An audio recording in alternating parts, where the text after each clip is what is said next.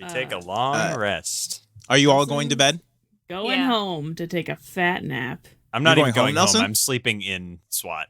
Well, Oh, no, so- Yeah, SWAT has doesn't dormitories. Nelson live in SWAT with No. his dad? Oh, No. he lives like You guys have a separate. I mean, it's close to SWAT. It's like probably like a 20, 30 minute walk. Actually, probably like 30, 45. But Julie's going home. Yeah, Nelson's you're going to drive home? Yeah. Okay. Hey, Nelson's guys, gonna walk we home. kind of, things are weird and in a rush. I know you guys really kind of want to go home for a bit, but I really think we should just be utilitarian about this and sleep here real fast and then run out in the morning. I'm sorry. Okay. I just... No, you're right. Nelson literally walks into the nearest room with a cot and just fucking drops. All right. Okay. Um, Take a sleep for the night? I start laughing again. Julie, Okay. are you okay? There's a bunch of weird fruit in my bag.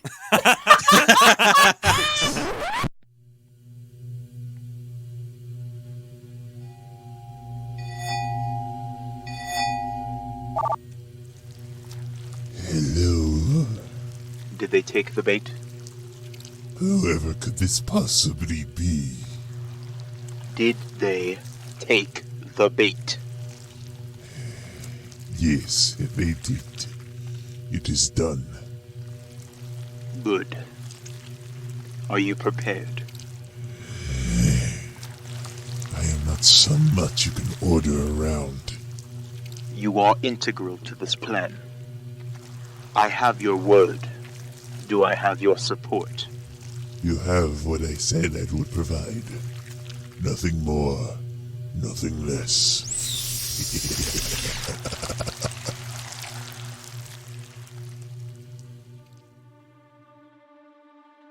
Visualization. The stage is set. The orchestra is ready. The lights dim down to darkness. This is the moment we hang on to now. Triumph, tribulation, downfall, betrayal, revenge of the sickest kind, all poised to play out right in front of us. This is the story you have been waiting for. Godspeed, young heroes. They'll need it. You catch someone in a kind of hooded robe dart down in an alleyway. You catch a flick of gold on one of them, kind of a sword. I don't understand it. What are you asking me to do? Do you understand the kind of power our alliance with SWAT has? You're asking us to make war on humans. That will not be a problem, sir. Jules, I'm sick. And she pulls off her bandana to reveal a completely bald head. You hear a knock on the door. Look through the peephole. You look through the peephole. It's Pob. It's Pops? Pobs. Pobs. Your manager Pobs. from the grocery store. You instantly recognize one of them. You see the game master. I failed a wisdom saving throw. You actually like being in here. No! In its grasp. Julie, like the tentacle. The Council of the Society of the Winged, Amphibious, and Terrorbound. But inside you see the barrel that you are looking for.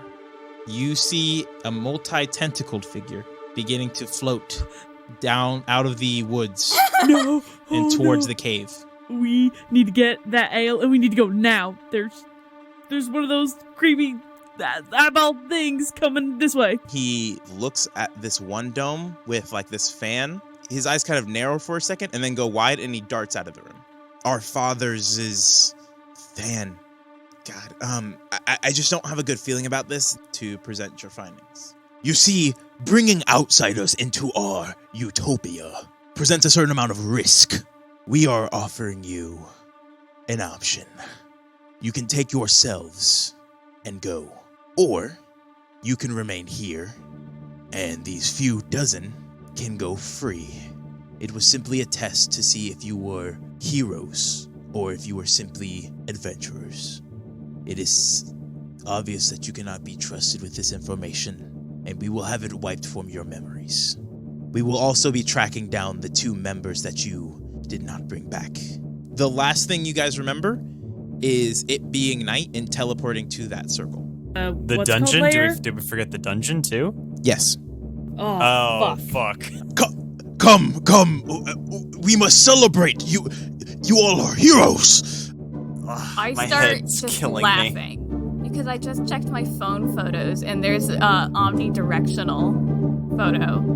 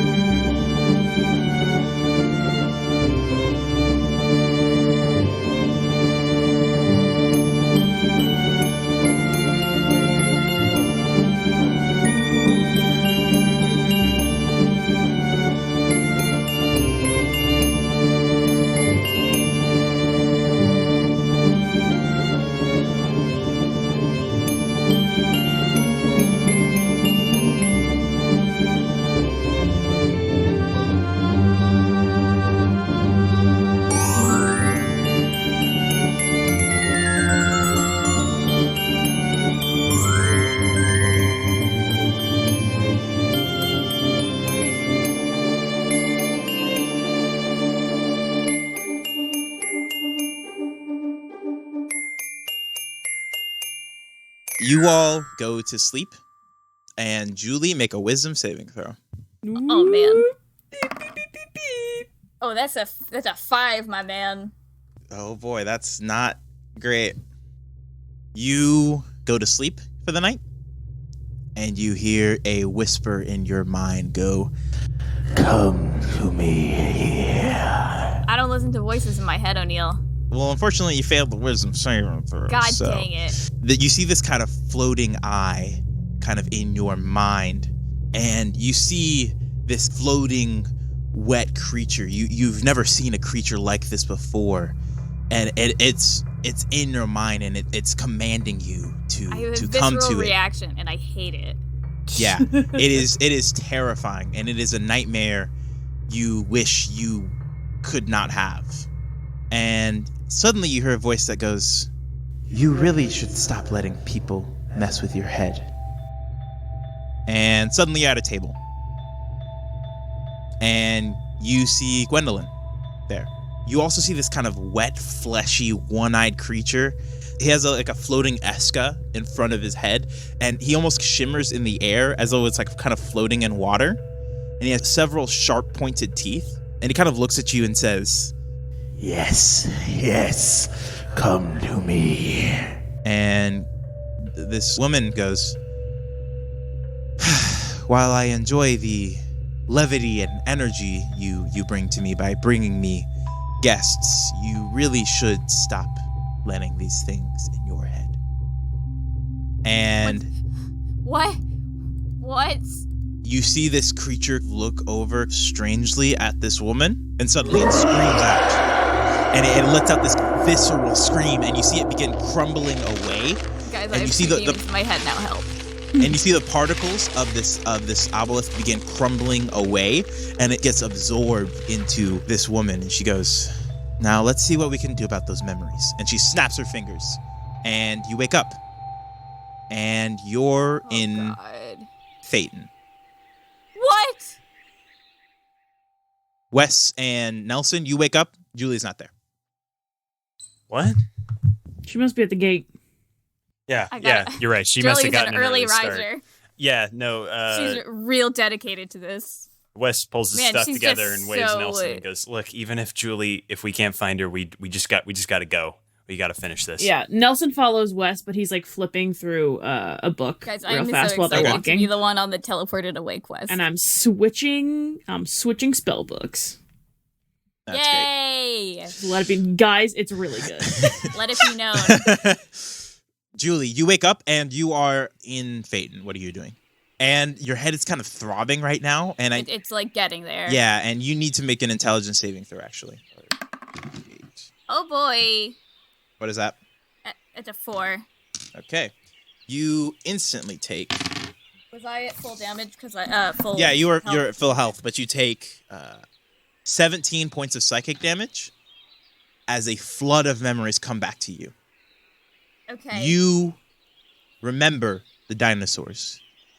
And then you Those- remember And well, you remember the first half of the dinosaurs, and then you remember your trip to the spirit realm with Amber, and then you remember going through that forest, and then you remember all of it, and you kind of shake your head, and you remember your memory getting wiped, and suddenly you're here in mad. Phaeton, and you don't know why. All right, what are you doing? Oh, sorry. Another thing is you don't have any of your stuff. What about the brick? Besides the brick. Yeah! Okay. I look up to find the position of the sun, and I am a bit annoyed that there are 2 suns, right? 2 suns right now, yeah. It's early morning. Okay. Look around. What biome am I in? You're in a forest. Is there a path? Yes, actually, there is a path. Okay. What do I see down either end of the path? Just more forest? Let me roll. Okay.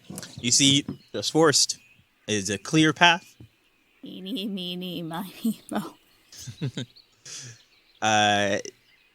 What are you trying to do to discern? Are you literally just eeny, meeny, miny, mo? Yeah, I am. All right, I'm gonna roll percentile dice. All right. You begin walking off to the left. Great. And what are you doing? I'm keeping an eye out. I'm probably have a hand hovering over the brick. Okay. You begin walking down this path, and you hear a skitter off to your left. Okay, brick in hand. What is it? Make a perception check. Please say chipmunk. Please say chipmunk. 16. 16. You see a kind of a spider-looking thing. Walk right past it. Okay. Make a dexterity saving throw. That's a 21. 21. You hear like a pss, pss, and you duck out of the way as webbing kind of flies at you. Let's run. Okay, you begin running, and this thing gives chase after you, but you manage to sprint away as this thing gives chase and tries to shoot the webbing at you a couple more times, but it manages to miss you. You are now sprinting down this path. Where are you going? Down the path. Okay, you continue down the path. You see a caravan kind of up ahead. To the caravan. To the caravan. Okay. You go up to the caravan, and actually, it's a sight you kind of recognize, which is strange. You see a bunch of gnomes kind of on this caravan going down the path, and on that caravan, you see Jebediah. You don't see. Sorry, you don't recognize Jebediah, but you see a couple of gnomes you don't recognize. But on that path, you actually see that palm reader woman on that caravan. Oh, great. What are you doing? Going to the caravan. Okay, you go up to the caravan. As you kind of walk up. Also, I imagine I'm wearing pajamas, right? You are, yeah. So I'm wearing a tank top and sweatpants in that case. Yeah, and your feet are actually like you're. Do you sleep with socks on? I don't know. Either way, your feet are kind of torn up right now. I sleep with socks on, but I don't think Julie does. Okay, so you also take 3 points of piercing damage over the course of this walk as you kind of walk on rocks, etc., and your feet are starting to get torn up a little bit. But you walk up to these, and you see one of the gnomish creatures, or one of the gnomish figures, kind of knock an arrow in a short bow, just at the ready. They don't necessarily, they don't point it at you or anything, but they get it ready. They're the shotgun, and then the person with the reins pulls the horse back and goes, "Whoa, hey, what? How?" Hey, I was here just yesterday, and I don't know how, but I've been teleported back. Do you think you could help me, kind of get back to? Sorry, you're not in the gnomish village right now. You're just on this path. Oh. Yeah. But I recognize the caravan. I'm like, yeah, you recognize the you recognize one person on the caravan. But you say this and they go, we're just traveling south. Is there any city in that direction? I don't know. I just woke up here. I was at my organization's headquarters and oh wait, you're one of those folks from SWAT, right? Yes, I really hope that doesn't make you hate me. I got word that you guys actually helped us out. You cleared up some problems. If you want to ride, we can hopefully get you there.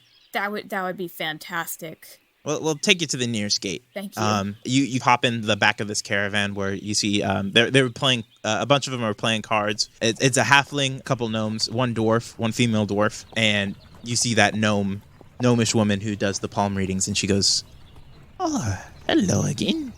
Hello. She kind of takes a look at you over, and she says, "You did good for our people." Thank you. We did our best. I'm sorry we couldn't bring them back any sooner. That is fine.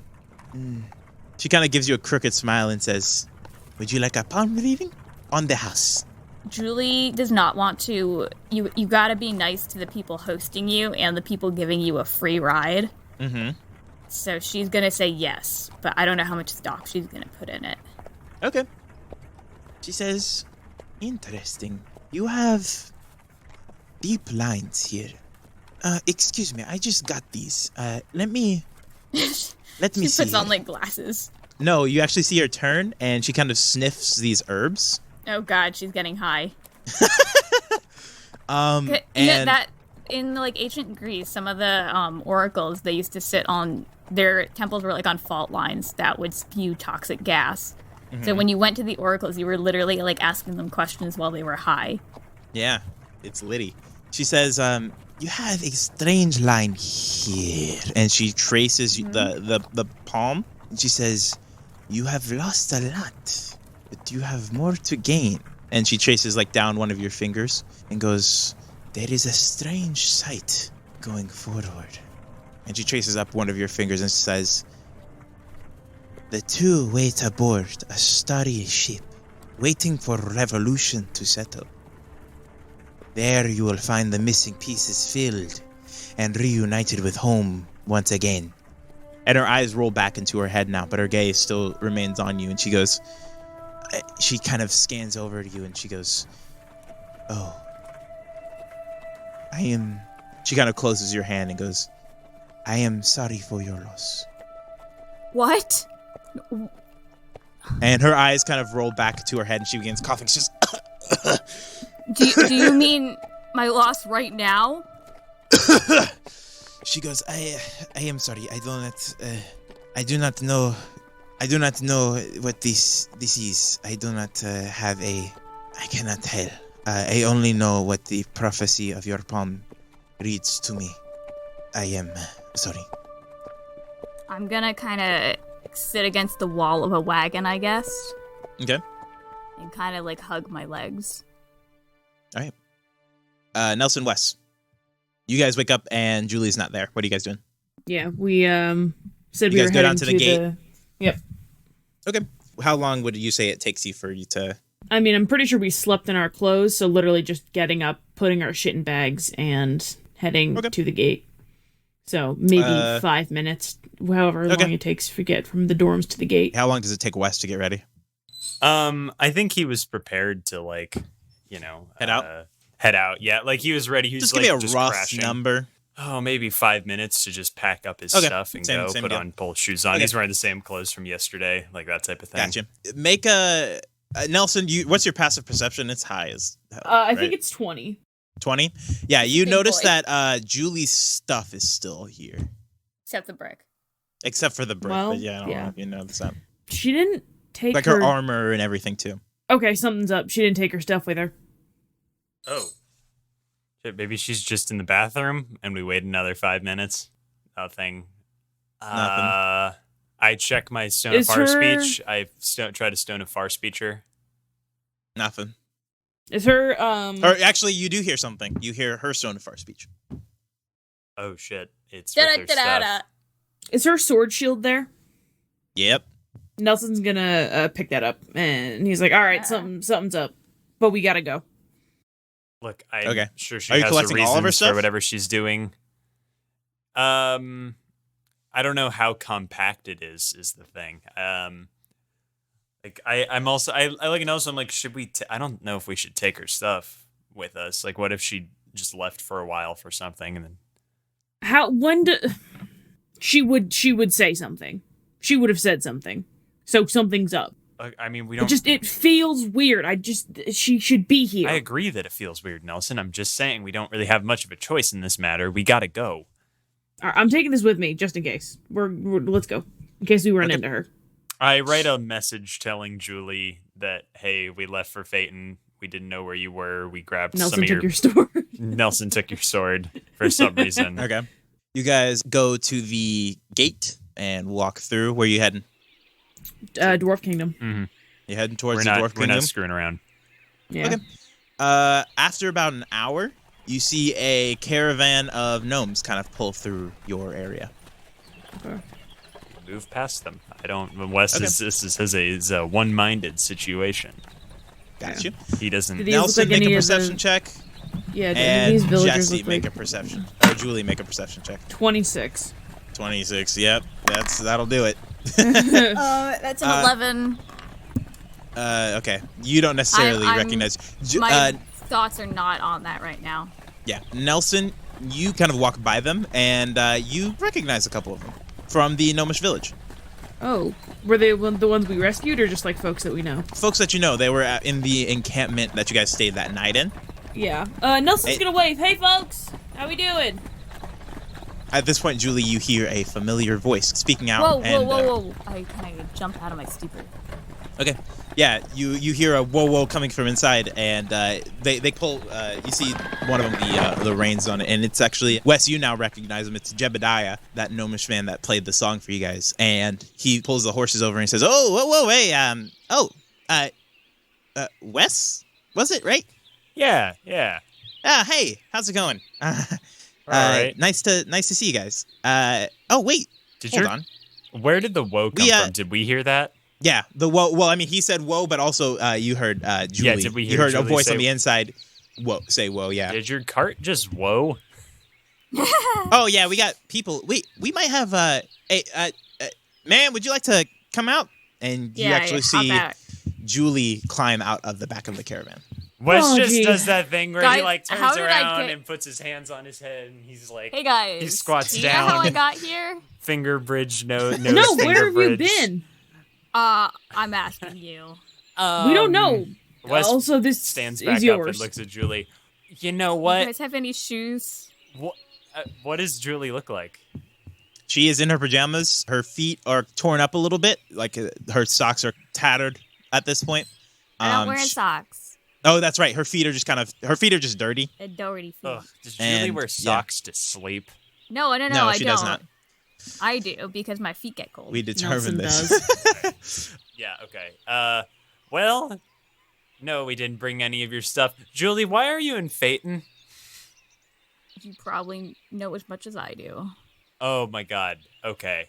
Oh boy, this last 2 days are just getting weirder. This They're last just getting- lifetime has been really strange. And you know what? I'm really sick of you know what? I'm sorry that my reaction isn't as crazy as it should be, but I've seen so much shit in the No. last 4 months that, you know what? This is par for the course. We're going to go finish this Dwarven King thing, Julie. If you want to go back to SWAT, your stuff is where we left it. Oh, I did bring your sword though, so Yeah, I think I'm gonna go back because I'm not really dressed for the occasion. Yeah, we'll go take care of it, and then we'll meet you back at SWAT. How does that sound? Okay. So are you you're gonna stay in SWAT? Yeah. Okay. You know, I'm sorry. I'm sorry if I sound flippant, but I really can't deal with this right now. Between losing the last 2 days, I'm gonna pull and- you aside. I want to pull you aside for a second. Okay. Nelson's gonna go talk to the and gnomes. Nelson. Okay. Oh, Nelson's coming over? Okay, Nelson's yeah. coming over. When I woke up, I had I remembered what happened over the 2 days. Oh shit! What happened? Wait, so what'd we do? I don't want to put you in danger by telling you this, but What is it? Another Auslan situation? Like what? yeah. Shoot. Wait. Yeah, okay, yeah. And they wiped our memories when we left. Oh boy. That sounds about right. Okay. So for the time being, don't worry about it. I will see what I can do on my end. When you get back to SWAT, I can brief you. All right. Well, sounds good. All right, let's just focus on the task at hand and get go. Do you want to head back to SWAT? It's about an hour back that way. If you wanted to grab some. Yeah, The caravan will take me, I think. All right. Do you want to meet us there, or do you want us to wait? You go. You deliver the item. Okay. Okay. We'll see you there. Hopefully. Yeah, I'm gonna deal with the other problem. All right. All right. We'll see you soon. All right. All right. You too. All right. And we are going to head to the Dwarven Sorry, Kingdom. I forgot to do one thing. When you guys kind of pull over for the caravan, the gnomish woman, Julie, the one that gave you the reading, pops out and goes, "Oh, hello there." God. To you, Wes, and you, Nelson. She goes, "I heard you all did something for our people. I would like to thank you all personally."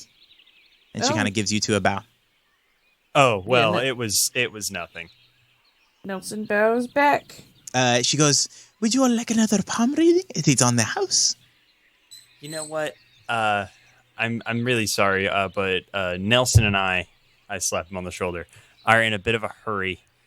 We have, places to go, kings to meet, that sort of thing. Yeah, maybe another time. Maybe another time. We'll mark it down on our tab. Okay. She gives a knowing look to Julie and goes, "All right, if that is what you wish." And she begins hopping back into the caravan. And Julie, you're heading back to SWAT as well? Yeah, I am. I'm not dressed for adventure. Okay. You head back to the caravan, and you guys make your way back to the SWAT gate. You two continue on traveling for a while. So, Julie, what are you doing? I'm going back to SWAT. Okay. You go back to SWAT. All your stuff is still there where you left it. Do I have any missed calls? Nope. Can I call my ma'am? Yep.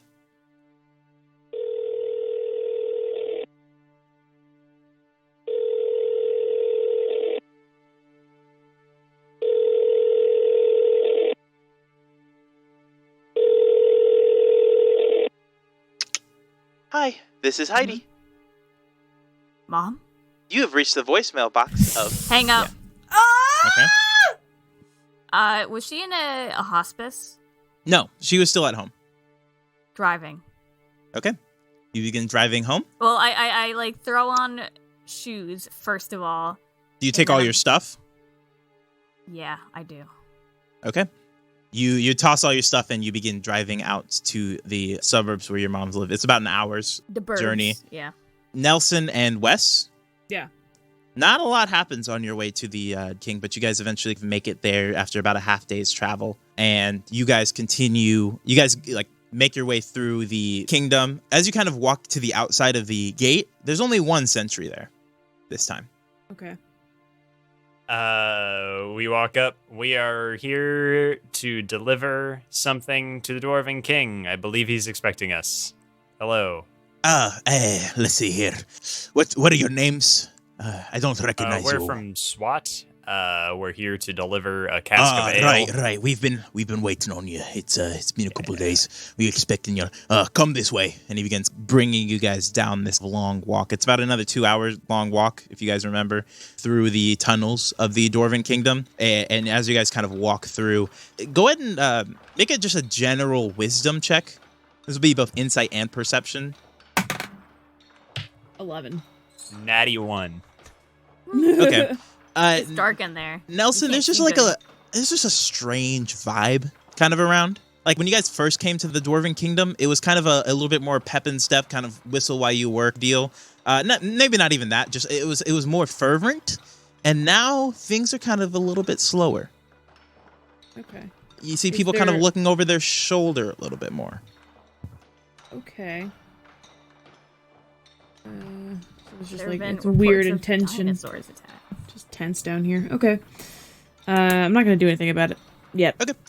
As you guys walk to the city center, you guys hear a town crier crying out, and he goes, "Revolution squashed! Insurgency discovered by the king's might! All citizens must bear witness to the hanged, and noted by the ledger, all be fined 40 gold a head. Children and servants are not excluded." And he continues crying out this thing as you guys kind of walk down through the city center. And you hear a couple more criers crying out the same deal. After I hear that, I turn to the guard that's walking with us and go, "Something happened while we were out?"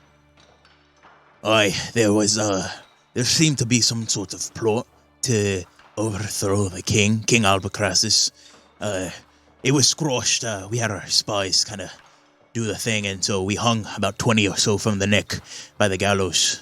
He kind of continues, says, yeah, it was strange, the kind of people you see who try to betray the king and his loyalty. But And as you guys walk out, you actually see the hung. They are on full display in the city center. You see about 20 or so figures hanging by the neck, and the gallows, you saw like the makes of them before, but you guys didn't necessarily notice that they were gallows. And now you see that they are on full display of the entire town. And there's about 9 or 10 dwarvish figures, about a half dozen halflings and gnomes. And you see one dragonborn, a half orc, and you see also like some humanoid of elvish or sylvan descent. And you see also a giant. This giant has like multiple stab wounds in its side, and it's like its toes are barely hanging off the ground at this point. Do I recognize any of them? Go ahead and make history check, Nelson, if you want to too. Yeah. 18. 18. Flat roll too. No bonus. That's great. Ooh. 15. 15? Okay. Nelson and Wes, you both recognize this person. You seen Stone Master Goto hanging there? Oh. Oh no, not Stone Master Yeah. Goto. We drank beer with him. We Yeah, liked him. Wes, especially, you kind of put together that whatever this revolution thing he was talking about, he had either been a participant or had been the story he had been relaying to you guys got him enough notoriety to be lumped in with these people. Oof. And Wes, you also noticed something strange. Mm-hmm. Among the Dwarven figures, you also see the ambassador to the Dwarven King, the one that originally bought TJ during the Heist and Harmonies arc. Oh. He's also there. Well, that is paid then. Yeah. Oh wait, no, I was gonna point out to Nelson, but Nelson wasn't there. Yeah. As you guys continue to the King's lair, you see the Dwarvish figure kind of knock at the door, and there's a pretty long wait, like before somebody comes and opens the giant hall door, and it is a Dwarvish figure that you do not recognize, and he kind of goes, What is it? What all do you need here? We have the ale for the dwarven for the king. Oh, unfortunately, the king's having his meal, and he'll probably fall asleep right after. So, Well, if can you we wouldn't just wa- leave it with you if that works? Like, we aren't presenting anything to the king right now. So, if you would like, just spend the night, or maybe, well, hold on. You said it was the ale? yeah. he kind of gives you to a look and goes, Give me a moment. I'll be right back. and he shuts the door, kind of slams it in your face a little bit. And it was a long wait, like longer than the last time you guys had to wait. And he comes back and he goes, Right this way. He's been expecting you all for some time, so it's he's very eager to await this ale. Excellent. Excellent. as you guys kind of walk into this chamber, you see the same kind of elegant chamber that you guys walked into before, but this time things are a little bit more in disarray, like as though the help hasn't been as good around here. And you guys walk in and you see the king at this throne area, but he has this long table stretched out from him, and he's just grubbing away at all these food. And as you guys kind of walk in, he goes, What are you all doing? I give here? a nice deep bow, as I'm sure part of our SWAT training was how to deal with royalty, like Ditto. proper bows and stuff. And I say, Your Grace, we have brought you the ale that you have requested. Oh, it's you lot. What took you so long? It took me. I was waiting for this fucking ale for days. I'm sorry, Your Grace. We ran into some trouble along the road, but nevertheless, Competent law. I shall have you hanged by the neck if you don't return soon enough. Bring the ale. Bring it. whole wall, roll it out. Okay, present the ale, and you see a servant in these white robes pick up the ale above their head and begin climbing up the side of the throne. Wes is suddenly getting very anxious because this is the last time he presented something to a king or queen. It went very poorly. As you present the ale, he kind of looks over the cask and goes, You didn't touch it, did you? You didn't try to steal any of my ale. Only to transport it, sir. Bring me a knocker. And you see the servant actually pull out of his pocket almost like a spike. Tap? Yeah, a tap, essentially. You see the Dwarven King kind of pick it up with actually like a surprising amount of strength. This cask of ale is pretty heavy. He picks it up with one hand, stabs it, and just begins glugging it down. Oh my god. And you watch as he chugs this whole cask of ale. What the fuck? He begins like chugging it down, like glug, glug, glug, glug. And you guys watch kind of uncomfortably. If you ever seen that Monty Python sketch, it's almost that vibe where it's just, ugh. And he continues chugging it. And he gets about 3/4 of the way through before he begins coughing. And he goes, If he chokes on it and dies. Would that be our Really fault? sad. He goes, and he actually begins kind of gagging a little bit. He says, What? And he coughs up a little bit and he says, What is this? What is this? It's the wrong ale. You don't think you can poison me, huh? I'm the fucking king of dwarves. I drink poison for breakfast. I need both of you to make charisma saving throws. Oh saving no. throw. Oh no. We know how he does with these. I'm so excited. That's an 8 plus 9, 17. 17. Okay. You had me in the first half, not gonna 11 minus 1. 10. Rip. Okay. Suddenly, shit gets very, very real. Very, very fast. There's a loud bang and a bright flash of light. And you see the whole chasm kind of shakes for a moment. Both Nelson and Wes make Constitution saving throws. Okay. You guys are about to take part in a revolution. 25. 15. 25? 15. You both manage to brace yourself for this flash and this explosion that happens out, and everybody's attention is drawn towards it. And suddenly, it's very bright. It's a very bright flash, and you blink for a second, Wes, and you see next to you where Nelson was. There's this servant, the dwarven servant, and you see Julie suddenly jump up to the throne and to where the king is, and this all happens simultaneously. You see Julie jump up to the throne and pin the king down and pull his arms back. And then suddenly you see Nelson jump up and slash through the king's neck. His blood begins to pour down his chest. And finally, you see Wes jump out from the side, point his finger at the king, and a sickening green ray of energy bursts forth. And you see the blast mingle with the Dwarven King's body for a moment, and he begins to quickly crumble away to ash. Record scratch, freeze frame. We haven't done this in a while. We actually haven't done this since the Botanist in Boston arc. But I'll let both of you make a check, whatever check you want to make, to try to figure out what is going on in this moment.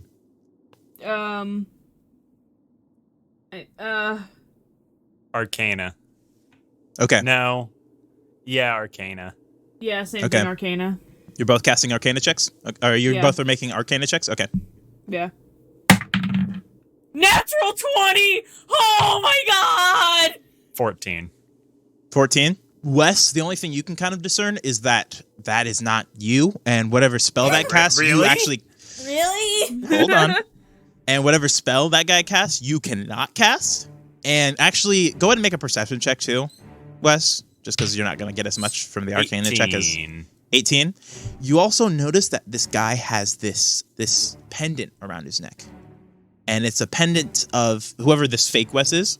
It's a pendant of this pig face, and in the center of the pig's face there's like a ruby, and coming out from it you see like brambles or maybe like a whip of some kind coming out from the pig's face. Nelson, you take a look at your hands, and they're not your hands. And you take like a look at the general situation. You can see that through the illusion, these are dwarvish people using disguise self, and you are somehow under the seeming spell.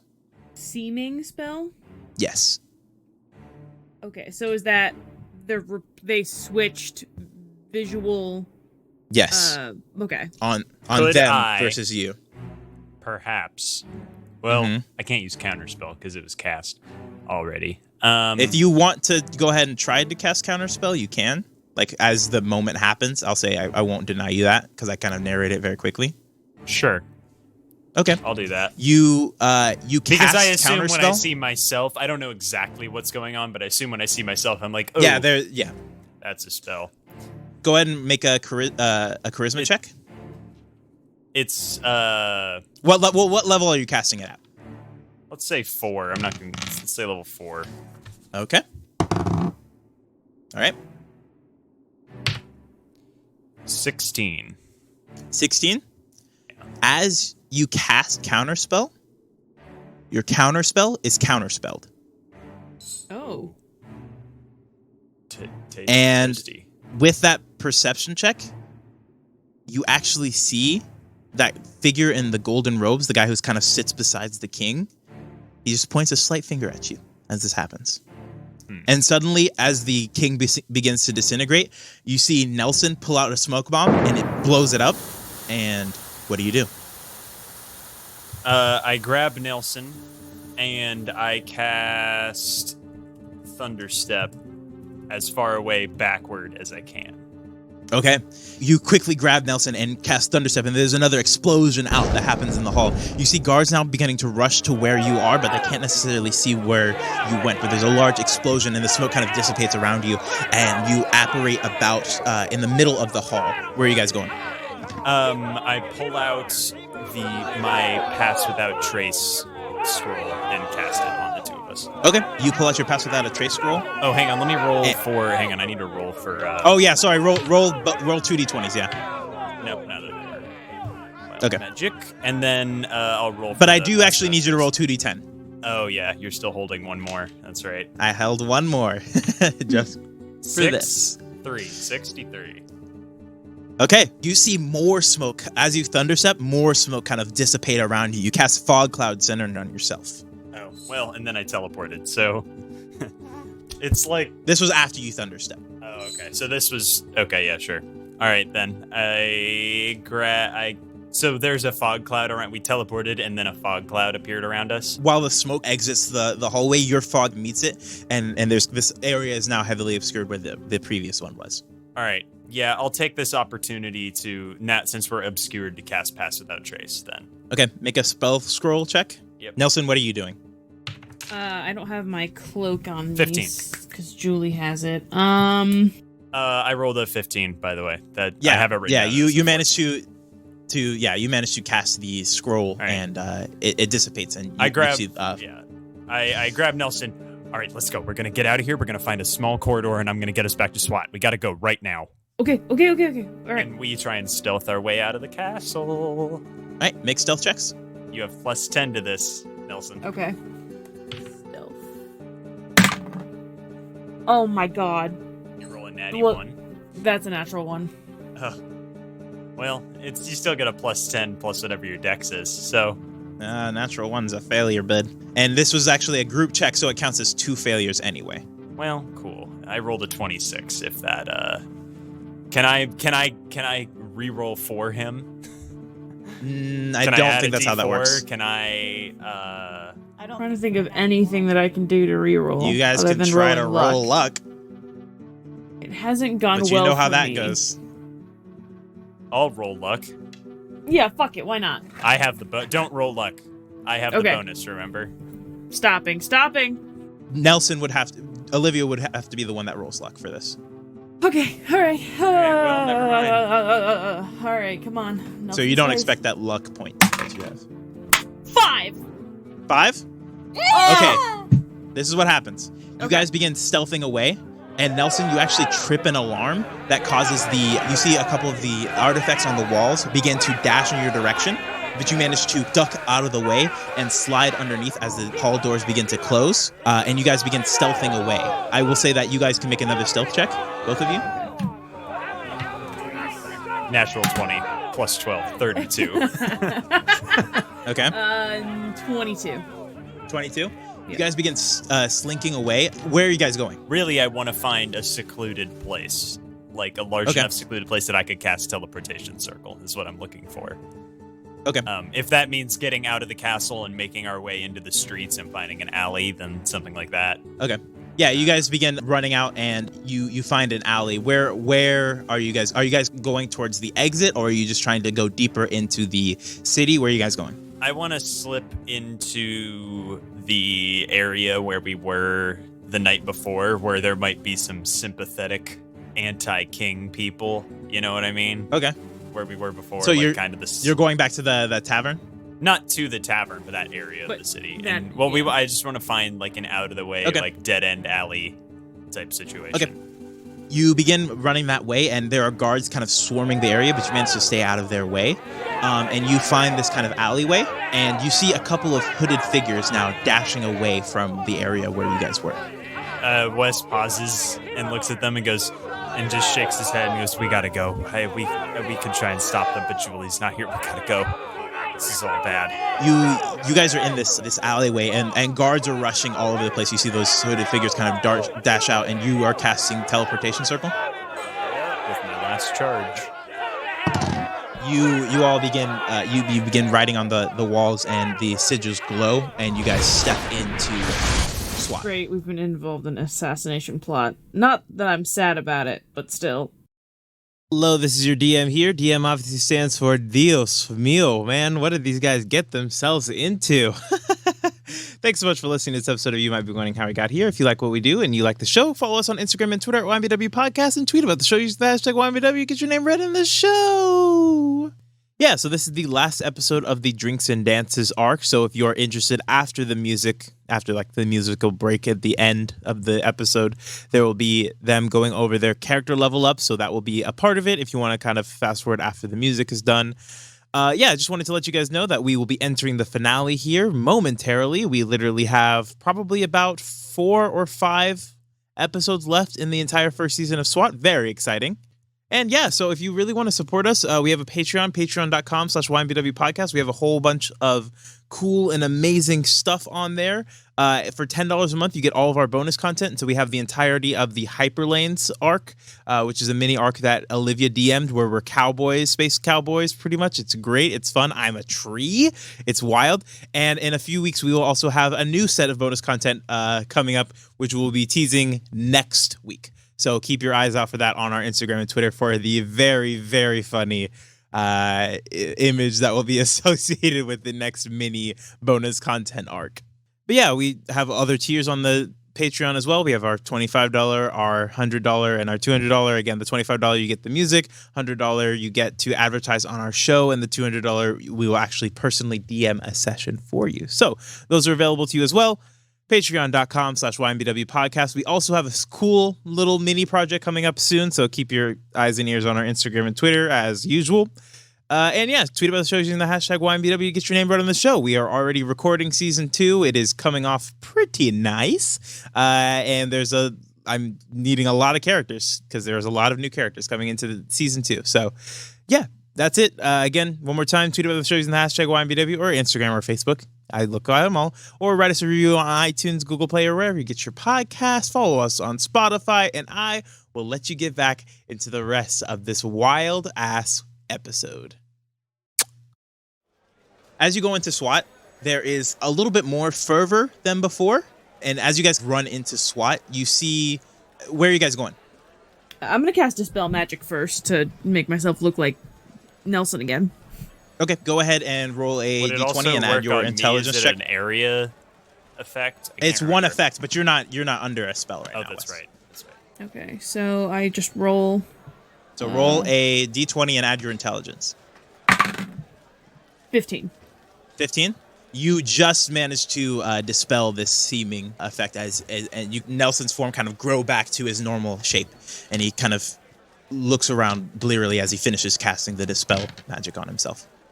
Where are you guys going? It takes like 10 seconds to breathe, like deep breaths. All right.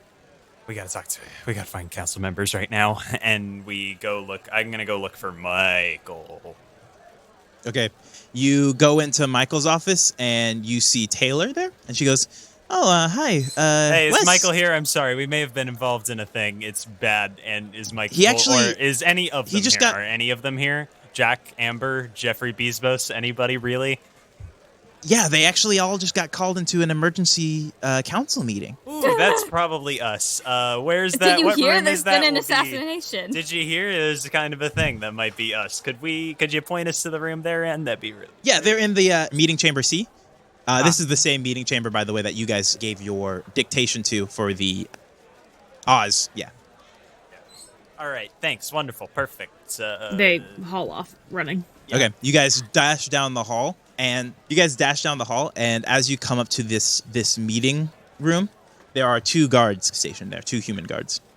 Hey, guys, we got to go in there. I think the Oh, hall. no one allowed in, unfortunately. Oh, well, that'd be great if, we may have just started an international This incident. is a very important meeting. Yeah, it's about there us. has been It's kind of about us. We're kind of the thing they're meeting about.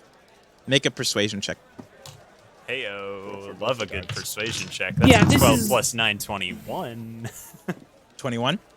You see the female guard kind of go, and what exactly what all hand do you all have in this? Oh, I mean, well, this is kind of a council-only ears situation. I'm sorry. I don't. It's a I don't- political thing. It's a political thing, You'll probably hear about it sooner than later. Yeah, you'll probably hear about it. I mean, we can't. We're not supposed to let anyone in. Is the problem? They said specifically, no one is allowed in. I roll my sure eyes. they'd wanna hear I from us. stand 15 feet back in the hallway. I grab Nelson, pull him 15 feet back in the hallway, and cast Thunderstep into the room. Okay. Wow.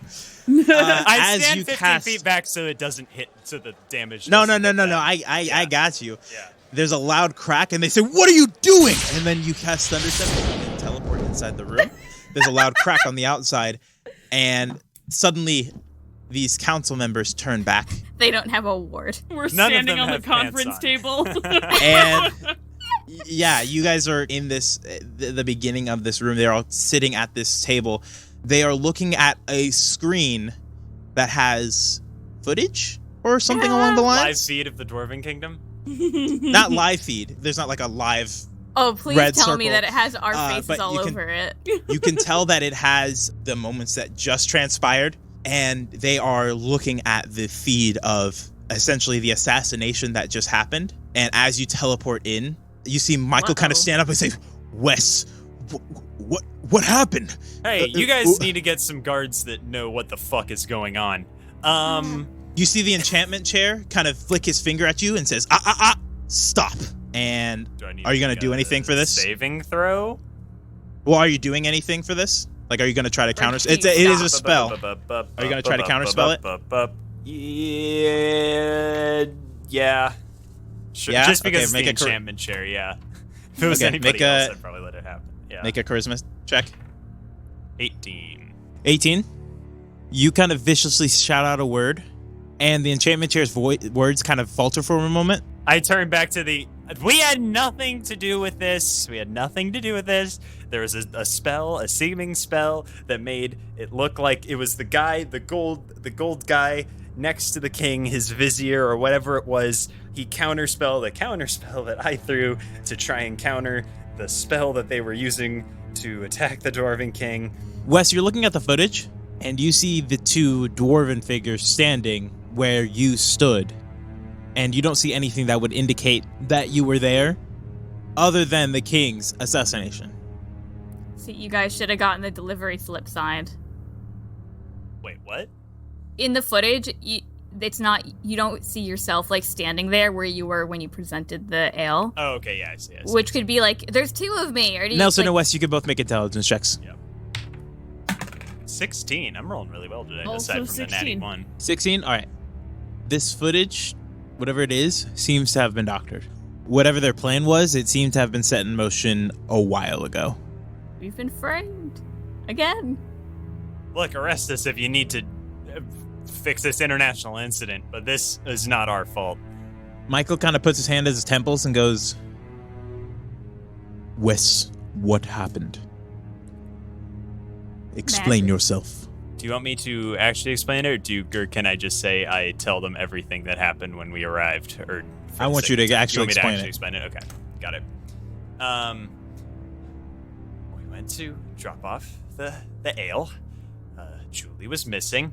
When we got to Phaeton, Julie was in her pajamas and with some gnomes, and we don't know where she is now. But she came back here. Thanks, Wes, for ratting me out. Now they're gonna come after me. But Where were you? She's not here. She wasn't with us. It was just Nelson and I who went because she was dealing with something. We got there. We heard rumors of an insurrection, but we got there. We gave him the ale. He drank almost all of it, and then said that we tried to poison him. There was an explosion, and then 3 beings that looked like us swooped in and killed the. Do I know if the king is dead? Does it say on the news or whatever it is? You would know that yeah. Oh, he's disintegrated. Yeah, okay. And killed the king. You know that's not us because, Michael, you know me. I can't cast that spell. Just, you know. They were using a seeming spell. And then they were using seeming spell to thank you, Nelson, to look like us. Those are both powerful spells, slightly beyond what Nelson and I are capable of. But then, we snuck out. Oh, also, Nelson was looking like a dwarf. And the guy in the gold is probably responsible. Make a persuasion check. Make it with advantage, because I will say that Nelson is helping out with this. Jesus Christ, because my first one was a 1. 19. 19? Yeah, 10 plus 9. Jack gets up and kind of looks at the table and says, "This is a serious issue. Where's Julie?" Couldn't tell you. I'm gonna call her right now, and he's gonna step away to the other side of the room and give her a call. Okay. She does not answer. Boom. The phone almost immediately goes to voicemail. Oh boy. Okay. Well, she's not. I tried phone Stone of Farce feature. I don't. It's in my bedroom or the SWAT quarters. Or no, I guess it's in my Actually, you should have brought it with you. It's probably in your bag of holding. Yeah. Yeah, in your trunk. Yeah. She's probably unaware of this entire situation. Actually, you see Jack put his hands on his temples, and you see Amber kind of looking around wildly. And you see her looking. The footage is playing on a loop right now. And after watching another loop, she kind of turns back to you all and goes, Julie wasn't even there. You can see there's probably a record of her coming in through the gate. Yeah, if you have Someone cameras, must have seen her. Someone would have oh, seen by her the way, come back real quick, I should have mentioned this before, but Jeffrey Bezos is the only one not there. Okay. Yay! Or what about the illusion? Yeah, and I mean, obviously, you don't see the illusion chair. And divination. Or is Papa there? Divination is there. Oh, snap. Papa is there. He might not. Yeah, be he's kind of awake. looking. Yeah, he's actually just kind of asleep right now. Aw. When you guys kind of teleported in, he woke up because I launched a loud, huge thunder step. But you see the transmutation chair look at you all and goes, "I think that." She goes, "Yeah, Julie wouldn't do it. She sent me a gift basket once." She says, "This needs to be in the public eye. I want to believe you all. I do. Because honestly, you've all had the shittiest luck I've ever seen. But this needs to go to public trial. I am sorry." And the other man kind of butts in and goes, "I 100% agree. The fact that he resisted my truth spell shows that there are even more." I didn't know it was a truth spell. Hit me again. I don't give a shit. Now that I know what it is, I didn't know what you were going to do to me. You know what? I've had a lot of weird magic cast on me in the last 3 days, and I don't appreciate it without being told first. Regardless, I believe that this should go before the eye of the society. This needs to stand trial. All opposed? And you see Michael put his hand up. And then you see Jack kind of hesitate for a moment. And then he puts his hand up. And everyone else is kind of quiet. All for? And you see the transmutation chair put her hand up. You see the conjuration chair put his hand up. You see Paw put his hand up, even though he's asleep. And you see the elvish man put his hand up.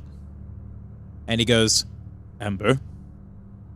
And she's quiet for a moment, and she looks around the area and then takes a look back at the monitor with the video. And you're at the part where Julie is pinning the king down while Nelson slashes his throat. And she goes, I have sinned. Woohoo. And then the enchantment chair goes, well, regardless, that puts us in a majority. Collect Julie. You all are hereby ordered to stay here until tomorrow morning. Are we under arrest? Yes. Michael goes, that is not necessary. They're fine. Wes, Nelson, just stay here. I will allow the order that if they leave, he turns his back to you two, they can be hunted down and arrested. Now, they are presumed innocent until proven guilty. I don't believe they could have done this. There's no way they could have done this. They're too stupid. You see Michael actually getting a bit heated as this continues. You see Jack step in and goes, This doesn't just happen, though. Whatever Sometimes this people was, get framed for murder of a monarch, you know? It do be like, you know what? We It do just be like that. You know that moment when you commit regicide? The enchantment chair goes, I say we put it to a vote. All in favor? Yeah. And you see the enchantment chair raise his hand. You see the conjuration chair raise his hand. You see the transmutation chair also raise her hand. But that's all that raised their hand. And Jack goes, I'll make sure that they don't leave, all right? And you guys kind of feel like a chilling breeze around you for a moment. And he goes, I'll keep an eye on them, all right? I'll make sure that they don't leave.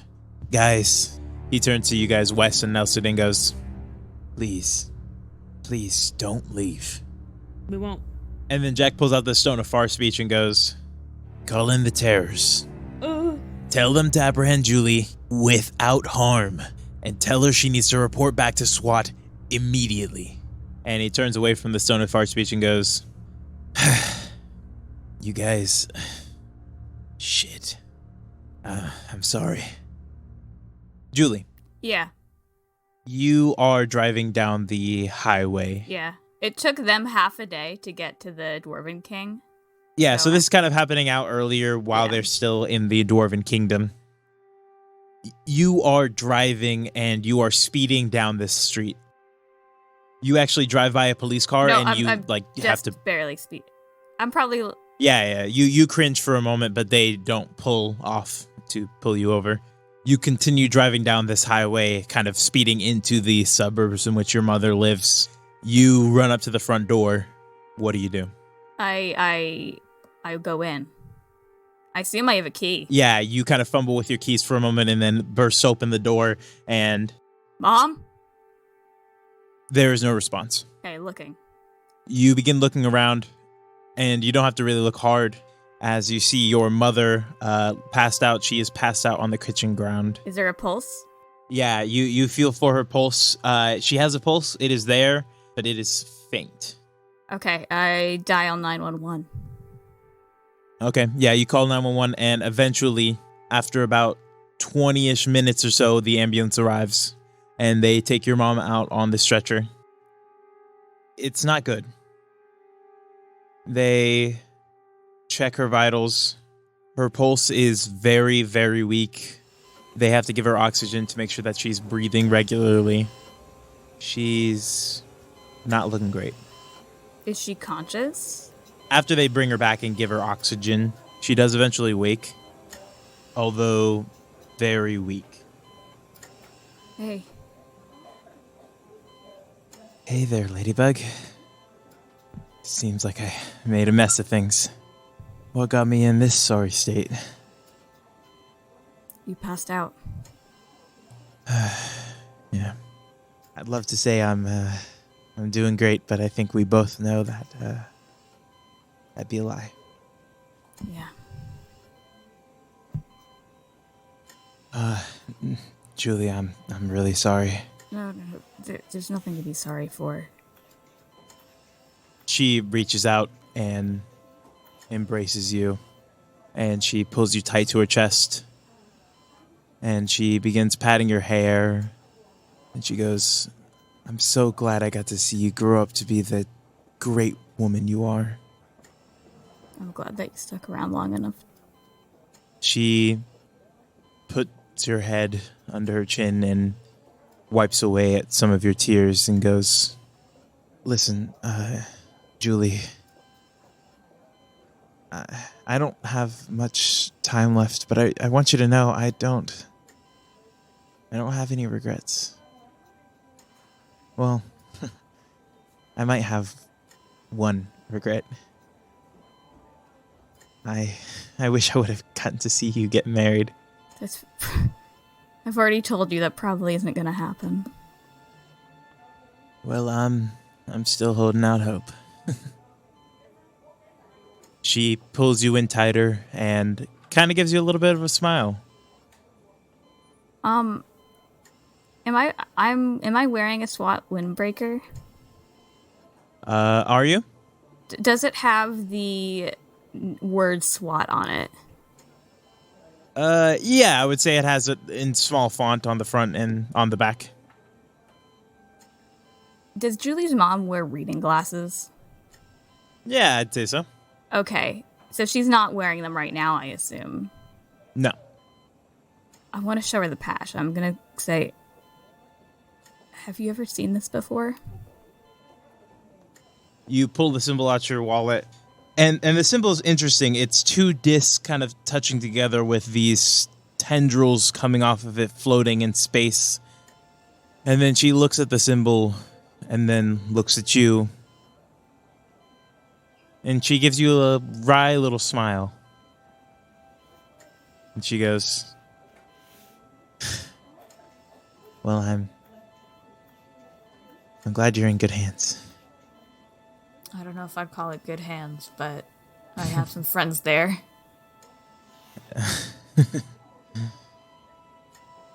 So you are doing good work out there. Yeah. The world is... It's getting dark, Julie, but I'm glad you're there to be a light. It's tough, but I feel like it's what I was meant to do. I didn't know a lot about his work, but your father... I met his family. Huh. That's good. Yeah. Tell them they better take good care of my girl or they're gonna have to deal with me. Of course. She continues holding you, and it eventually gets later. And while you are in her arms, she lets go. Eventually, the doctors give you some paperwork to sign, death certificates, that sort of thing. And eventually you take a moment to go outside and take a bit of a breath to kind of clear your head. And you actually see Pobbs. Pobbs? Oh, hey, Julie. What are you doing here? I mean, I'm just, had to get some stuff done here, What's going on with you? Can I do like a insight check? Yeah, go ahead. 17. 17. Yeah, you're looking at Pob, and he has like a bit of a cast around his arm. He seems to be kind of like holding it back behind him. Is everything okay, Pops? Oh, yeah, everything's fine. I got in a little bit of an accident while I was at work, so I decided to come here to get it checked out. What happened? Oh, it's really nothing. It was just a little bit of an accident. What are you up to?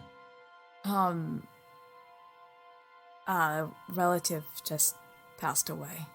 He kind of looks at you a little bit sadder, and he goes, "Oh, Julie, I am so sorry. She's not suffering anymore, so. Well, I guess that's good. Well, are you having fun? I'm holding onto the brick, okay? Okay. I'm gonna back away. What's wrong, Julie? I just asked if you were having fun.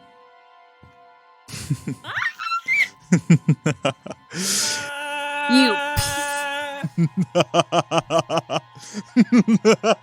Why are you here? You see these street lights and the lights around you kind of go dim, and he goes, I had to come and see the end of my work. What? Did you think a perfectly healthy middle-aged woman would just become sick overnight? Perhaps given more time, but that's simply much less fun. And as you see the darkness begin to coalesce even more, you see Pob's form shift to your neighbors. The one that would often play cards with your mother. Then you see him shift again, and he's Deborah from the grocery store. And then you see him shift again, and then he shifts again, and he's a doctor from the hospital you're at right now. And all the while he shifts, he gets darker and darker and darker and begins laughing louder and louder and louder. Oh, come on now. I just wanted you to have a little bit of fun. What's with the long face? Come on, lighten up. What, are you not having enough fun? Okay, and the bricks. Okay, roll an attack. Okay. That is a 25. 25? You throw the brick at him, and he raises his hand and actually catches it. Oh no! I don't think anyone's ever And done that before. He continues laughing, goes, look at all the fun we're having. And he continues laughing, and the darkness continues growing around you, and he goes, what? Are you afraid now? Is that it? No, I'm just tired of this. And suddenly, a tight, cold pit forms in your stomach. And your mind is racing now. Suddenly, everything is kind of falling into place.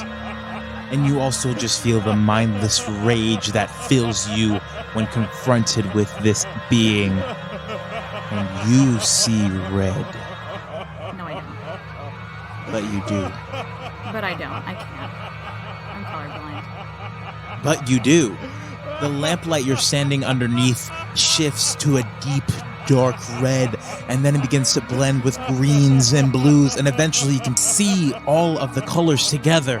And the game master who's been laughing out suddenly seizes up, and you see his body straining, and he's what? What is this? And suddenly, you see Gwendolyn holding the game master by the throat.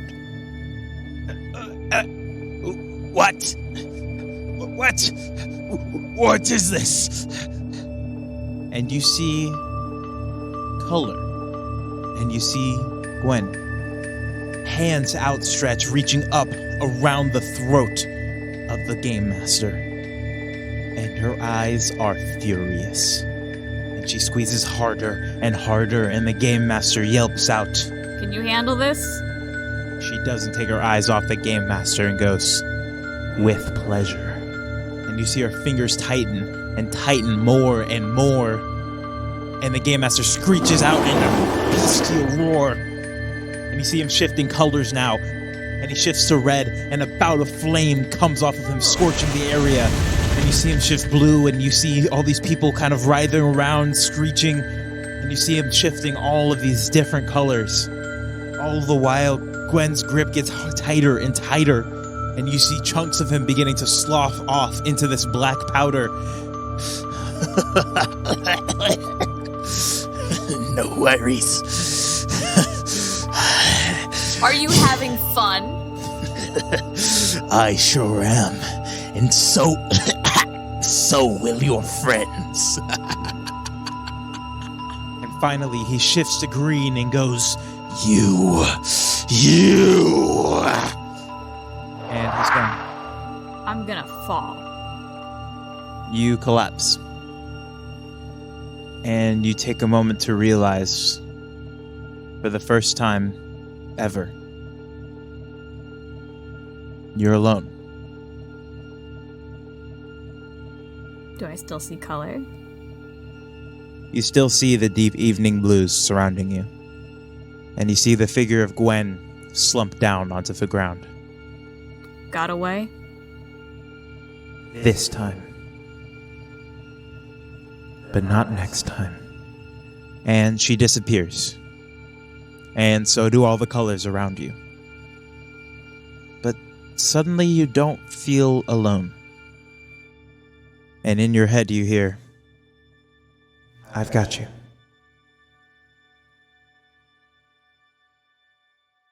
Wes and Nelson, what do you guys do? Staying. I think we go back to our office. Yeah, our office space. You guys finally get back to your offices and take a moment to kind of really go over what really just transpired. Yeah, I think Nelson's kind of shaking a little bit as it's sort of like hitting him. He saw himself kill somebody. I go put on a pot of coffee. Wes sits down and goes, "Look, I've gotten used to this type of shit happening all the time, but it's clear you haven't. I'm sorry, I'm not good with this type of thing." How do you get used to that? You just do. I mean, specifically seeing yourself kill a person. I mean, I'm happy to say this hasn't come up before now, but you'd stick around a while and you just see shit when you're in this line of work. Even before you're in this line of work. I know you've mostly stayed on Gaia and in SWAT, and that's kind of been your interaction with Phaeton, but Phaeton it's just like this. It's just a dangerous place that... I'm sorry, Nelson. I'm not good at this. I wish I had something better to say, but I don't. Just know that we're in this with you, that you're not alone in this. All right? Thanks, Wes. So, what? I mean, we have to stand trial.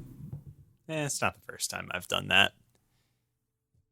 But how do we prove that we're innocent? I mean, the council didn't believe us when we... Well, Julie probably has an alibi. She's out there somewhere. Maybe there's some video camera footage of her walking around while this was happening in Phaeton. I think that would, at the very least for her, that would prove it. But, I mean, I think that would imply, it might lend credence to us having a fake situation. But it's also there are truth spells, and that's the thing about magical court that you gotta understand is there are truth spells. So I think we're good. I don't know. We might still get some sort of punishment, but I think... Do I know that, O'Neill? Do I know that most criminal proceedings in magical scenarios, they have to be so easy because there are truth spells? They have to be so easy. Yeah, there is a bit of like a level of security you guys feel just because you guys know that you didn't commit this crime and you have no real reason to think that when a truth spell is cast on you, that won't just be the end of it, pretty much. Yeah. I mean, we've been, were you at any of our hearings, Nelson? The first couple when, like, our Boston thing and... Yeah, when you guys collapsed the common? Yeah. There's a few ways you can go about this. Considering, and I don't mean you any offense by this, Nelson, but you're not exactly the most charismatic person I know. Not in the slightest. So, there's really two ways you can go about the trial, all right? Okay. One, you could do what I do, and you could go in there with your head held high and don't take shit from anyone, because you know you're innocent. We know we're innocent. And that'll come to light. Okay. Or you could just sort of listen to everything they have to say and be very polite and keep quiet unless you're spoken to. That's probably what I'm going to do, if I'm being honest. And that's fair. I think I've got enough smart ass for the three of us. Nelson? Yeah? You hear something coming from your office. We're in the office. Coming from your specific office. You guys are in like the center area, I'm assuming? The common space, yeah. I'll be right back, and he puts his cup of coffee down and heads over. You kind of look around your office for a moment, and it's coming from your Alexandria. He's gonna check it out. What's up? What's going on over there? There's a voice coming from the Alexandria, and it's saying a lot of words right now, but it's describing something. Hello? No response. What is it saying? What is it saying? Right now, it's describing various different types of plants and how the plants kind of reflect upon architecture. Are you gonna listen in for a little bit? Yeah. Okay. Nelson kind of goes to his office and doesn't come back. Wow, I guess This it's is a not really bad at important tech talk. conversation. Yeah, after a minute, I stand up and go like check on Nelson. Nelson grabs his computer and starts typing out what it's saying.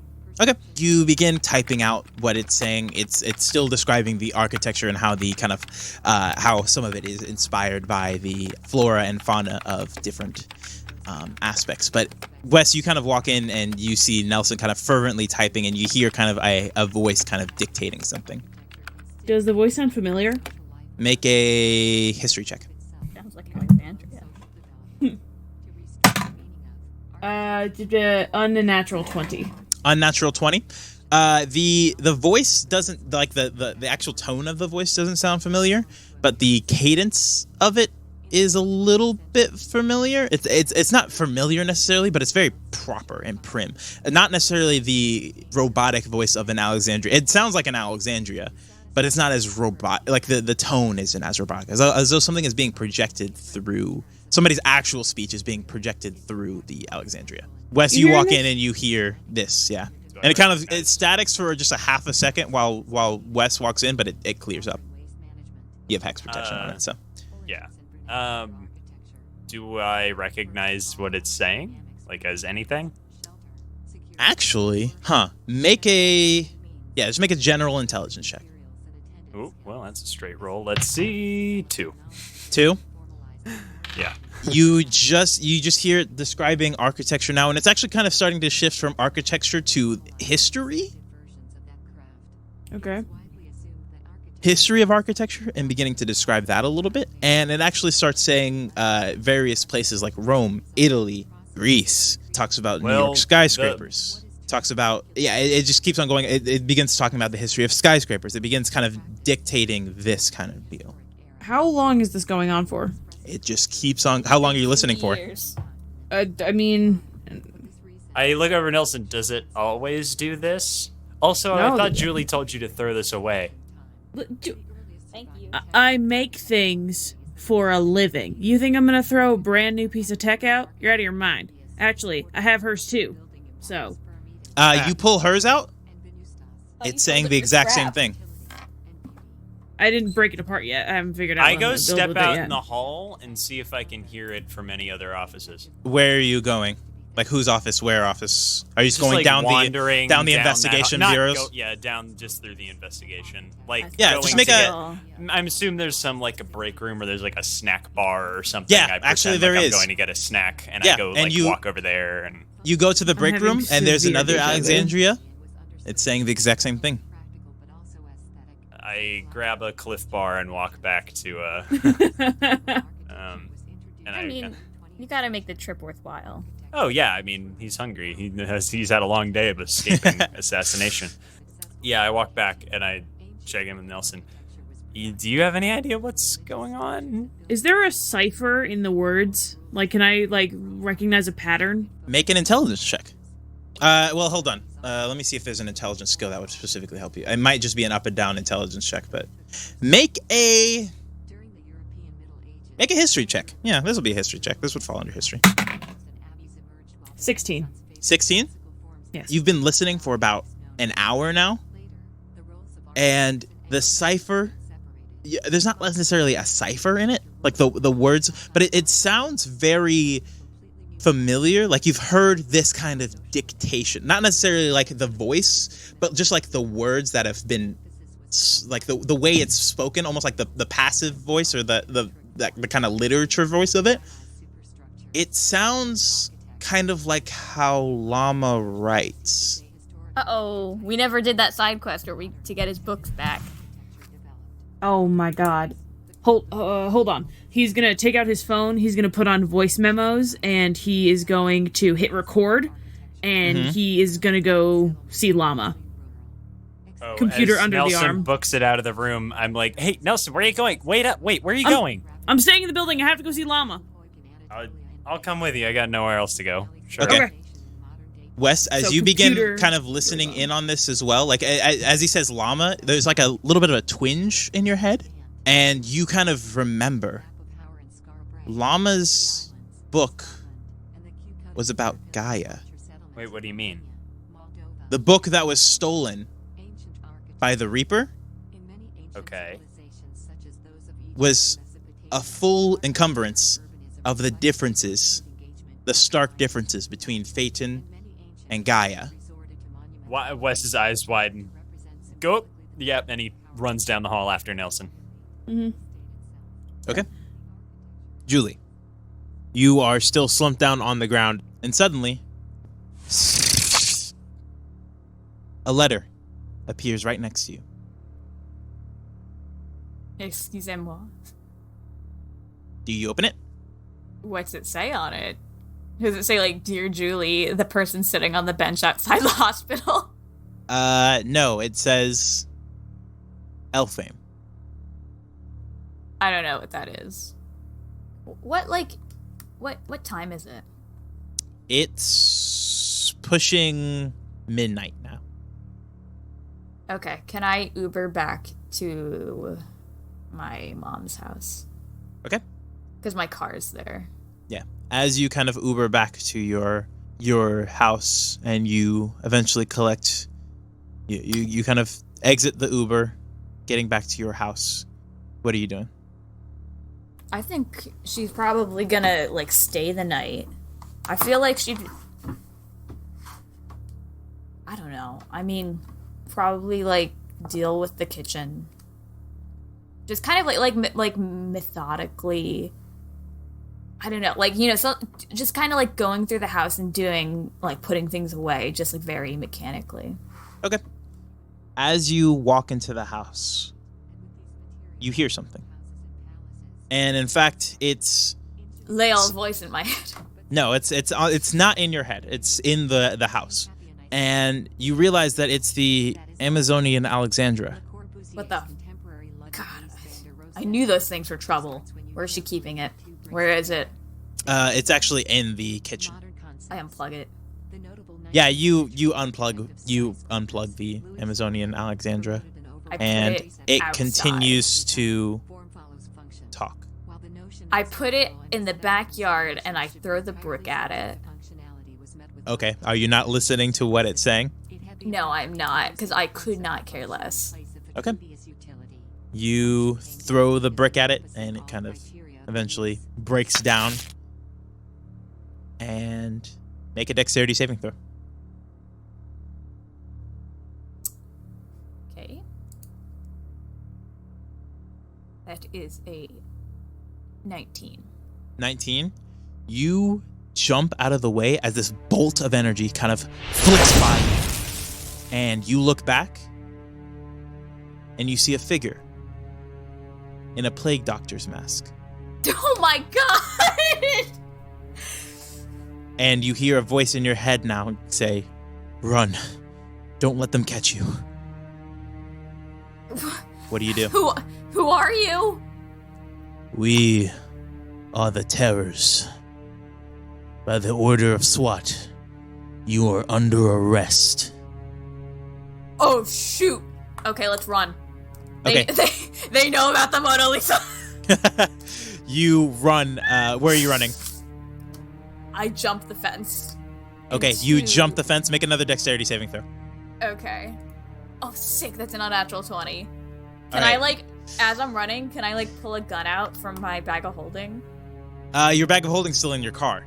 God dang it. Okay, we're running to the car. But you run and jump over the fence, and as you do, you kind of do the Matrix lean back as another bolt of energy kind of flicks over you, and you manage to, and this time that bolt of energy kind of sparkles and then kind of forms this orb, and you manage to bolt and kind of slide over into your car and get it started. Make a navigation check for me.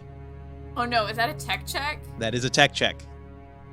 Shouldn't this be history? Because I lived in this area. No. This is to get your car going fast. Okay, it's an 11. An 11? You manage to eventually, that's enough to do it. You kind of spin out and begin driving down the street. Nelson and Wes, you guys are running down the hallway. So Nelson is gonna go to Llama, see if he can find him, probably near the spirit chambers. You go to the spirit chambers. He's not there. It's pretty late at this point. We're like talking midnight, 1 o'clock. Does he have an office? He does. It's a pretty small office, but yeah. Zoom. It's separate from his library. You go to his office? Yeah.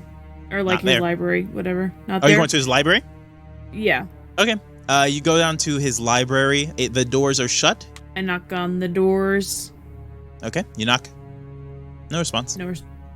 He opens the door. You open the door. You hear a similar sound. You hear the sound of the Alexandria. The dictation. Is Llama in the room? Llama is in the room. And he is slumped over on his desk.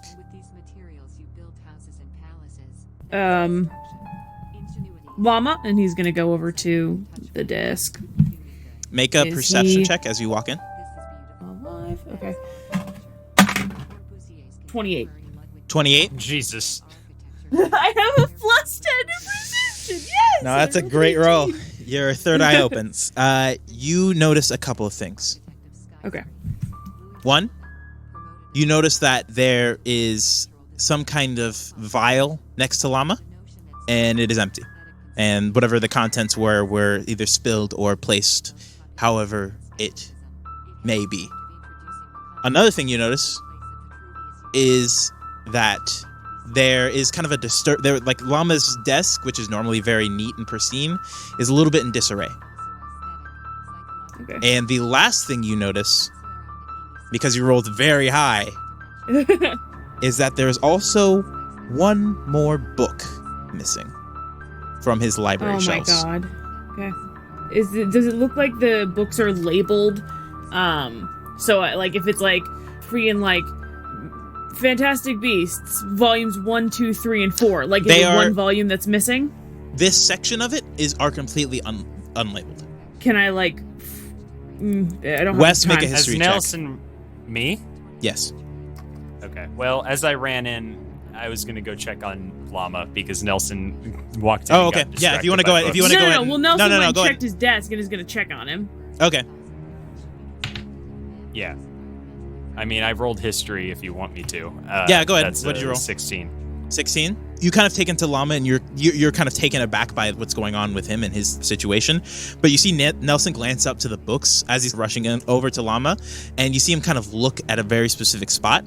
And you look at that spot too, and it is very clear what is missing. The book on the Outlands. Well, shit. Llama? I kind of shake him and check him. You shake him and check on him. He is completely unconscious. Nelson is he going still breathing? to make a medicine check. 11. 11? Oh, wait, no, 12. 12? Okay. I have a plus 1 to that. Just what you need. You feel a slight pulse coming from him. Does he look hurt? Or just unconscious? Yeah, I have to make an investigation check to see. Nelson is going to cast Spare the Dying. Okay. Thank fucking God I just added this to my spell list. Spare the Dying? Yeah. You cast Spare the Dying on him? Seems to have no effect, really. I'm picking up the vial. Is there any like a droplet even? Make an investigation check. Smell or anything like that I can, because that's my forte. That is a unnatural 20. 14 plus 6. A natural 20? Unnatural 20. Okay. You kind of look into it, and it's a poison. You've had one interaction with this before, and it was specifically to work on a new medicinal use for anesthesiology. It is a poison that knocks you out for a while. Okay, so like, is it do you think like with the vial size it would be a lethal dose, or was it used specifically to knock him out? Yeah, go ahead and make a medicine check for that. Wes, you are checking on Llama. like checking to see. You saying you're checking to see if there was like if he's hurt. Go ahead and make an investigation check on Llama. 14. 9. 9. There doesn't seem to be much that happened to him. Like he doesn't have any puncture wounds or anything. But that's all you can tell. You said 14? Yeah. It doesn't seem to be a lethal dose. Okay. But it seems like it's going to keep him unconscious for a little while. Okay. Nelson is going to take the vial with him. No, terrible idea. He leaves it there. He doesn't even after he puts it down. Nelson, let's get him to the let's get Llama to the medical center, and we gotta go tell the somebody. Reaper is here. I will stay. She's here. She's here. Nelson, we're going to take Llama to the medical center, and we're gonna go tell someone. We're not going to split up. Look at me, Nelson. We're not going to split up. We're going to go calm down. Breathe. Okay. I pick up Llama in like a fireman carry. Okay. Is Nelson helping? Yeah. Okay. Yeah. I mean, Nelson should probably. Yeah. Nelson is a strapping, tall young lad. Yes. As you guys begin to carry Llama outside of this room, you guys kind of walk him into the hall. And Nelson, you hear something. It's faint, but you hear something. What is it? It's short, sharp bursts, kind of from down. And it's coming from outside of this building. So like short bursts. Is short, it like a sharp bursts? Okay. How far away is the medical center? Sorry. It's a little ways away just because Llama's section is on the opposite side of the medical facility, opposite wing. All right. Can I yell for help real fast? Sure. Help. I'm trying to think what would be around you. No, there's no one. Again, it is very late. The fact that there's really no one out and about right now in this specific area, this kind of knowledge library area. All right. I pull out my Sonafar speech and I don't know, who would I have it connected to? Do we have Scarlet on the mic?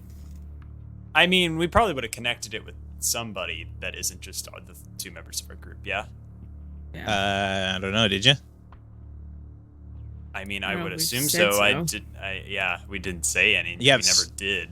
Yeah, you would have. I mean, you would have SWAT headquarters, and then like the SWAT line, and then just the people you would have connected to. All right, I'm gonna call the SWAT line.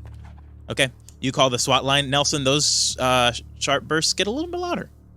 Does it sound kind of like a beacon or a not like a homing device, but like make an intelligence check because it's not hard to discern what this sound is. Okay. 13. 13? Yeah. Sounds like gunfire. Oh my god. Okay. And it's getting louder. Shit, Nelson, we can't just leave him. Wes, you're calling on the SWAT line? Yeah. Your phone of far speech does not connect to the SWAT line. It has reliably up until this point, but there is something very wrong. What do we do? It is just static. Nelson, follow. No Nelson, follow me. Okay. I assume Nelson grabs Llama, and he has we're Llama gonna over go his back to what's the opposite direction of the gunfire, like in SWAT headquarters? Like, what can we get the opposite to? direction? I mean, right now you guys are kind of inside the main base. You're about 3 floors up from like the entrance way, which is where Nelson kind of heard the gunshot. Anywhere else besides you guys would have to kind of cross. So imagine the SWAT building kind of as a T, where the entrance is the middle, the stem of the T, and then you guys are on the far right where the library knowledge research section is, also where the investigation bureau is, and then on the left side of the T is the Hall of Memories and the medical, and also the council's area is kind of the furthest part of the T. All right, I lead Nelson back to our offices. Okay. I said to drop Llama there in my office. He's okay, and he's gonna tuck him. I think he's gonna hide him under a desk. Okay. Well, I mean, right. protect no, him. I mean that's fine. No, that's fine. Yeah. Like you hide him move a underneath the desk. chair. Yeah. Okay. kind then of I crumple think, him down. well, yeah, I kind mean, of, like I would like put like him in like a fetal position. like a rescue position. Okay, gotcha. Under the desk, maybe like take off his like sweater, make a little pillow, put it under his head. Okay. As you are doing that, you hear a boom. And those shots are getting louder. My stuff together because I didn't have my stuff. I grab all my stuff. Gotcha. I grab a pen and I write a quick note. Llama, you were unconscious. We had to go. Gotta get stay the book here. back. Stay safe. Gotta get your book back. And I leave it with him. And then I close my office door and lock it. Okay. Where are you guys going? We pull on my jacket. And step out in the hall, and I think let's go to are the portals are by the entrance? Yeah, the portals are on essentially the second floor. Yeah. What's on the top floor? Oh yeah, the top floor would be the strike units area. They have fireman's poles to get to the bottom of that T. There's an elevator, stairs. Where? Okay, and we keep hearing the bursts getting closer, and it is getting louder now. And you see alarms starting to pop off, but almost like staggeringly. Is there a SWAT armory? That would be on the third floor with the strike unit, I assume. The fifth floor. It's 5 floors. Or fifth floor. Yeah. The strike unit. Actually, no, sorry. That would be on the second floor as well. It'd be on the other half. The gates are on the left, and the armory, because you guys did that during your orientation. Like the training session. Then. The training area and the kind of the basic SWAT shop where you guys can buy like SWAT gear and bags of holding and stuff like that. Let's go this way, Nelson. And I want to run over there. Okay, so you're running. Okay, as you guys kind of cross this T section, I pull on my hat, pull out my staff. Okay. As you guys friends. kind of run out this T section, you hear a couple more, and it's like very loud now, and you hear someone screaming, like out words. Can we make it Screaming words? Yes. Yeah. Can we make out what it says? Yes, because it's getting louder and it's coming towards you guys are leaving from, and it's going. Where is he? Where is he? Where is Monsieur Cash? Uh-oh.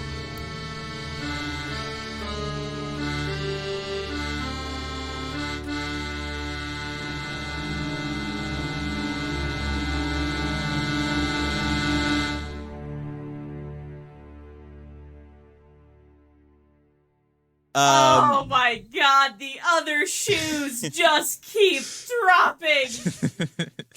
All right, let's level up. Level up time? Yep, level up time. I don't even want to. There is so much that's going on. Welcome to the finale, boys.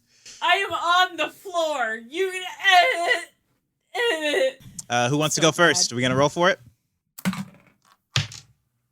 11. 11. 6. All right, which you two want to go first? I think. What's your dex modifier? My dex modifier is +3. At level 11, I receive spell storing item. At 11th level, you learn how to store a spell in an object. Whenever you finish a long rest, you can touch one simple or martial weapon or one item that you can use as a spellcasting focus and store a spell in it, choosing one first or second level spell from the Artificer spell list that requires one action to cast. You needn't to have it prepared. While holding the object, a creature can take an action to produce the spell's effect from it using your spellcasting ability modifier. This if the spell requires is that Artificer shit. This is great, yeah. That creature must concentrate. The spell stays in the object until it has been used a number of times equal to twice your intelligence modifier. Whoa. Minimum of twice. So I can use it 8 times, or until you use this feature again to store a spell in an object. Yeah. So I could cast crazy 8 times. That 8 is times. insane. And you also, yeah. And I will be getting an ASI increase, which I will be putting into... See, now that we have this sort of situation going on, I don't think it's very smart to put it in charisma. Yeah. Because things have happened. So I am going to I'm going to put 1 into intelligence for an ASI of 20. Great. And then I'm going to Get put that power. 1 into... You know what? I'm going to put 1 into charisma just so I make it a 10, so I'm at a 0. So I don't have any negatives on the board. Okay, and then what else? I think that I have to roll for health. That is a 7 and a 5. Hot diggity shit. Okay, so that is 12 plus 3, so 15 added to 15 health. Wes, let me pull up your stuff here. So what are you doing for your character? You said you were thinking about something weird, but maybe not. Yeah, I'll talk it out with you, I guess, since I've still been debating a multi-class of some sort. Yeah. I think I've decided not to go into wizard. Okay. It doesn't give me the bonuses that I get about the same amount of good stuff as I get just staying in sorcerer, and I won't have to deal with extra shit. But the two things I'm debating right now are taking a small toe dip into rogue. Toe dip into rogue. Although, there's some study stuff you would have to do to get into rogue. So yeah, I don't think we've pushed into that yet. Yeah. All right then. How about that's what I was thinking. I was thinking about doing that for my next one, but considering that this is like a last minute like oh shit situation that we're leveling up in, I think I'm just gonna take 2 in sorcerer. That's fine. So you get your ability score improvement. Yeah. And that's another thing I want to talk to you guys about because I have 2 juicy options. So yeah, I get 2 more sorcery points to do with as I please. At 11th level, I get 6th level spells. Ooh, spicy. Spicy boy. And I only get to learn 1 more spell because now I only learn a new spell every other level. Is that true? Once you get it. Yep. Oh, wow. Yep. And then the ASI is something I was debating because I can do 2 things here. I could either put it into my constitution and give me those fat 12 hit points, I think, which would be pretty juicy, or I'm still at a 15 for dexterity, and I was thinking about taking the feat resilient, which gives me a +1 to that, so it would boost my dex to 16, and I would get a +3, so my armor class and my initiative would jump. But it would also, that feat would also give me dex saving throw proficiency in dex saving throws, which is also pretty clutch. Yeah, I mean, to boost both my of those AC could be things, and throws. Yeah, you would definitely be able to take on this feat. So it's up to you. Yeah, you want to increase your dex and maybe avoid some saving throws, or if you want to increase your health. So maybe it's a balance between, do I want to maybe avoid some more damage, or do I want to be able to take on more damage? Yeah, that's essentially it. Here, let me roll my health real fast and see how well I do on that. Yep. That'll help me decide. It's a 9. I get 9 more health, a 6 and a 3. So that's not bad. It's above average. Pretty good. Sorry, guys. I'm really agonizing over this decision. We can come back to you. Because it's rather important. Yeah, come back to me. Let me think on it for a minute. Jesse? Julie's get some stuff too. Let me pull up her stuff. I get, for 11, I get an extra attack. Nice. So you have 3 attacks now? Yeah. Oh my god. It's crazy. 11th. Yeah, you get you have 3 attacks around now. And then at 12th you get an ability score improvement. But I am also thinking of taking a feat. I have had my eye on sharpshooter for some time. Oh, I love it. I love it. Sharpshooter says attacking at long range does not give me disadvantage on that is a very good thing, attacks. Because I have had that occasionally where I want to attack, but I'm too far with a certain gun. Yep. So that would negate that. Yep. The other thing is my ranged weapon attacks ignore half cover and 3/4 cover. Yeah, so that's like you can shoot anyone as long as you can see a part of them, you can shoot any of them. And then the third thing is before I make an attack roll that I'm proficient, and I'm proficient in all archery, like all. Yeah, all range. You are proficient in all ranged attacks. I can take a -5 penalty to the attack, and if it hits, I get +10 to damage. Which is a ton of damage. Especially with 3 attacks. Yeah. You could theoretically do 30 and then your rolls. Yeah. Oh my god. So my ranged round, attack, when I roll an attack for, I already have a +9, so it would just move that to a +4. So yeah, I will say you can definitely take that if you would like to. So do you guys think I should go for ability score improvement, or should I go for feat? I mean, sharpshooter I'd take the would feat definitely just for benefit flavor. you. Yeah. Yeah. This is you recalling your army stuff. Do it for the Flava Flav. Yeah. Okay, yeah. So I'm taking sharpshooter in that case. All right. And you also are getting some stuff. I haven't finished the exact specifics because it's a little bit wobbly right now because it's not necessarily a fighter feat that I'm giving you for Gwen, but you are getting a new feat that I have to. Feat. Voice in my head. Sometimes it gives me advice like, don't attack that thing. It's a really bad idea. Yeah, and actually some more flavor to it. All those times where you have looked at a creature and been able to like discern its stuff could have also kind of been her helping you out as well. But yeah, you're going to get a modified way of the astral self from the Unearthed Arcana monk I don't know what that means. You essentially get to project a version of yourself, or in this case, Gwen, to help your attacks and stuff. Ooh. Great. So Right I will now be everyone sending. can know that I have a ghost in my head. Right now, you're the only one who can see it, but yeah, we'll get to that when it gets to that. But yeah, and I think that's it. You want to roll your health? Yeah, sure. Okay, come on. Okay, first one is a 10. Okay, great. Second one's an 8. Oh my goodness! All right, great rolls. Plus your Constitution modifier twice. Yeah, that was plus. Oh, okay, I gotcha. That's still great. So 18 health added on. Fire. What's everybody's health at? Let's just do a quick round I'm robin. at 99. Oh my goodness. I mean, it's no Clarissa. Well, yes. Clarissa 52. was another kind That's still of pretty good for amazing. a squishy boy. right. Wes, I what are you mean- deciding? Let's get out in the air right now. I get an ASI in a few levels. I'm gonna take the resilient feat with my and boost my dex, especially if I do decide to go into rogue at some point. All right, you're taking the resilient feat, and that's where we'll end that.